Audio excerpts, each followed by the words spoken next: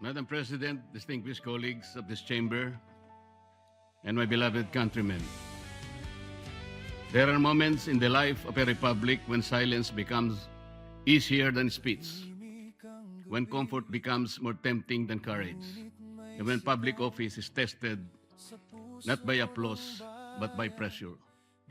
This is one of those moments, Madam President. I rise today on a question of privilege. Just last week, I was stunned with the shadow of a complaint filed by the Field Investigation Bureau, Office of the Deputy Ombudsman for Luzon.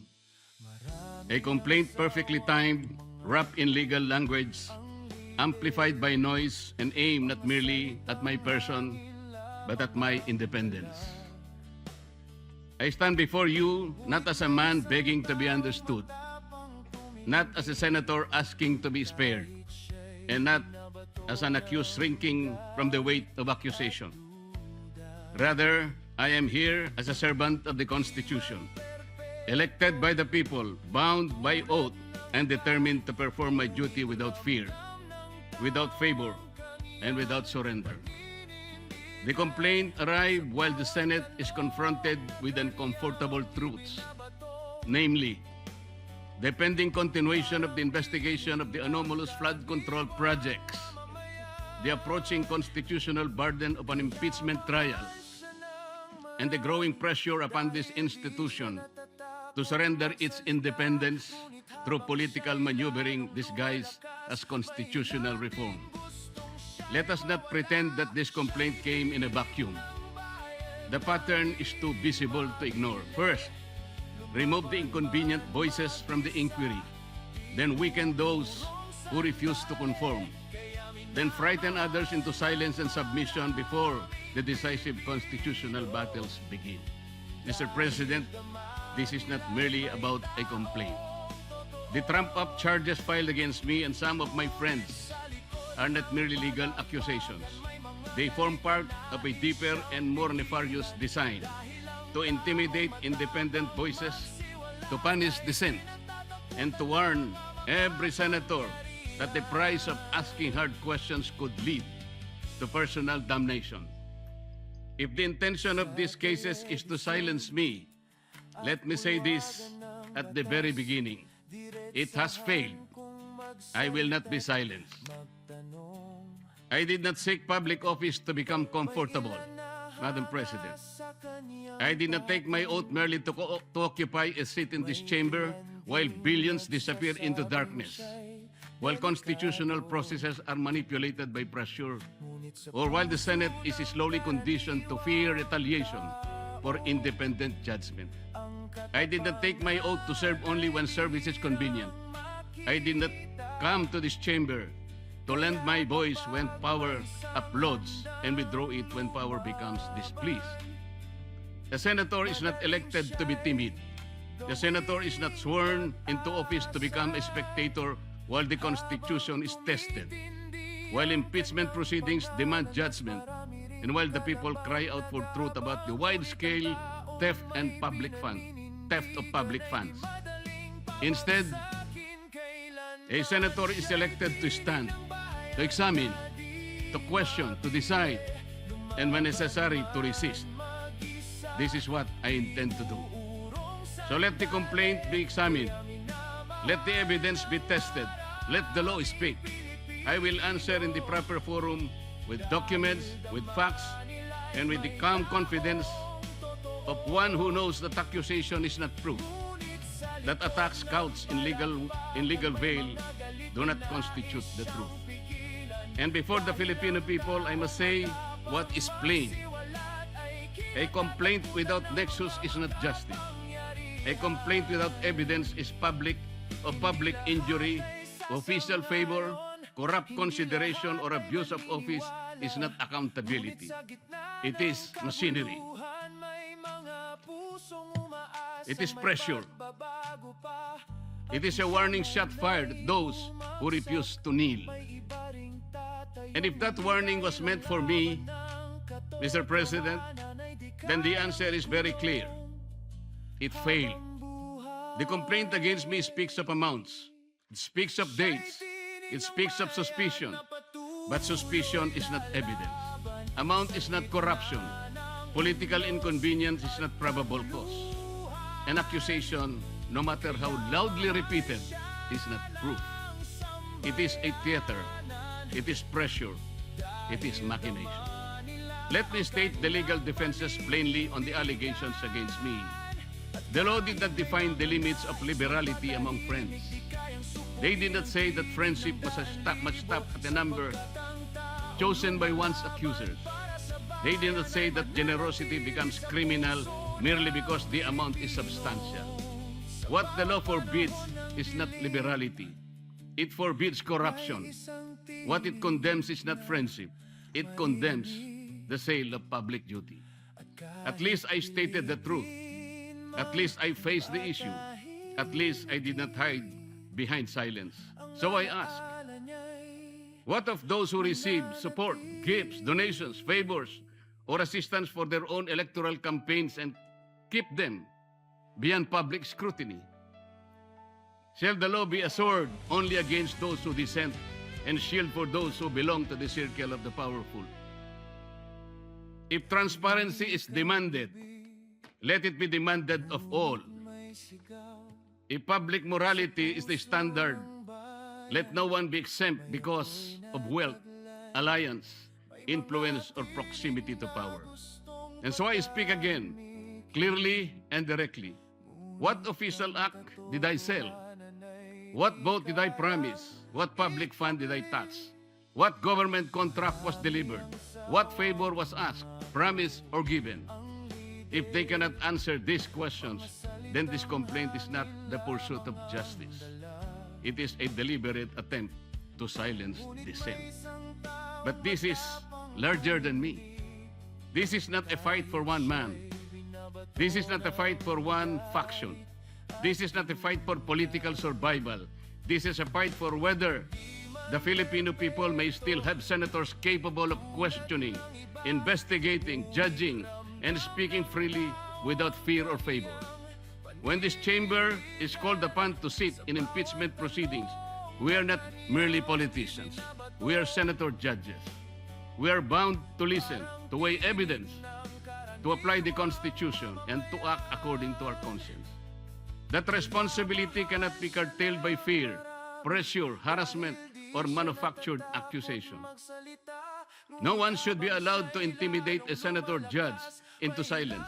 No one should be allowed to punish a member of this chamber for ensuring that impeachment must be governed by law, evidence, due process, and conscience. Whether one favors or opposes any party in those proceedings, that's not the point. The point is whether the Constitution shall speak above political convenience. I will perform that duty, Madam President. I will listen. I will weigh the evidence. I will obey the Constitution. I will not prejudge. I will not be dictated upon. I will not surrender the independence of my vote to any power outside this chamber. Even if the path becomes lonely, I will walk. I will walk it. Even if the attacks become heavier, I will endure them. Even if my voice becomes inconvenient to the powerful, I will continue to speak the way I should. The same is true of the Senate's investigation of the flood control scandal. That inquiry must continue. It must not be weakened. It must not be derailed. It must not be silenced. If there has been grand-scale theft from the country's coffers, then that is among the greatest sins of our modern public life. It is not ordinary corruption. It is the stealing of safety from communities that drown. It is the stealing of roads from farmers. It is the stealing of classrooms from children. It is stealing of medicine from the sick, wages from workers, and hope from taxpayers who labor honestly while others feast on public money. No senator should be silenced when the duty is to follow the trail of the public's money. No committee should be weakened when the task is to expose corruption. No voice should be threatened when the question before the nation is whether the billions intended for the people were ransacked by bandits of insatiable greed. I do not fear imprisonment. I fear a country where freedom itself is imprisoned. I fear a republic where legal processes are twisted into weapons, where dissenting voices in the Senate are mechanically trimmed down, and where the rich and the powerful elite manipulate institutions so that only their chosen voices may be heard. While others may refuse to speak because of threats, I will not. Madam President, I will not let fear write my narrative. I will not let intimidation decide my vote. Make me bleed, and I will still shout out to the high heavens for truth and justice. Push me against the wall, and I will still push back with all the lawful strength that conscience, evidence, faith, and duty can give me. Not with violence, not with hatred, not with recklessness, but within the Constitution, in my hand, the law in my shield, the truth as my voice, and the Filipino people as my reason. Nelson Mandela once spoke of a democratic and free society as an ideal for which he was prepared, if necessary, to die. I do not compare myself to Mandela. I am too little to even try, Madam President. But I understand the burden of that lesson. Freedom is never preserved by the silent. It is preserved by those who still speak when silence becomes the safer choice. And so I say this, to those who believe that cases can frighten us, that accusation can tame us, that pressure can make us forget the oath we took before the people. You have misread the Senate. You have misread the Constitution. You have misread me. May I repeat? I will answer this complaint in the proper forum, calmly, firmly, and with evidence. I will sit in impeachment proceedings with conscience, impartiality, and due regard for the record. I will pursue the examination of flood control anomalies with courage, fairness, and determination. I will not allow public funds meant to protect our people from floods to disappear into the hands of those who already have too much. I will not allow the greatest theft of our time to be buried under intimidation. Even if I am the only one left standing, I will stand. Even if my voice is the last one they wish to hear, I will still speak. Even if the path becomes lonely, difficult, and costly, I will continue because the oath I took was not ceremonial. It was not a line recited for record. It was a solemn charge from the Filipino people to defend the Constitution, to guard the public trust, and to act with courage when silence becomes convenient. Let those who weaponize the law answer to history. Let those who steal from the people answer to justice. Let those who seek to silence dissent understand this. A senator who remembers his oath cannot be purchased by comfort, cannot be subdued by threats, and cannot be defeated by fear. Madam President, kaya po ba nila kong ipakulong? Kayang-kaya po nila. Nagawa nga po nilang umimbento ng krimen laban sa akin. Kamakailan lamang po, hindi pa nagtatagal. Dito rin sa bulwagang ito, somebody said, sometimes you need to bend the law to be able to please the people. Am I right, Mr. Secretary Remulla? Secretary Remulla, then Secretary of Justice, now Ombudsman, said loudly, yes, sir. So pwede na nang baluktutin lahat, kagaya ng pambabaluktot na ginawa nila. Pero sinasabi ko, Madam President, they can imprison me, they can arrest me, but I tell them, they still will not win. Itaga nila yon sa bato. Madam President, before ending, let me share the declarations of our Lord God.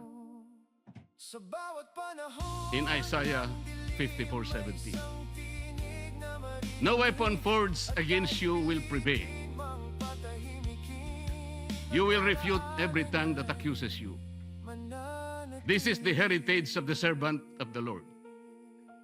This is their vindication from me. Maraming salamat po.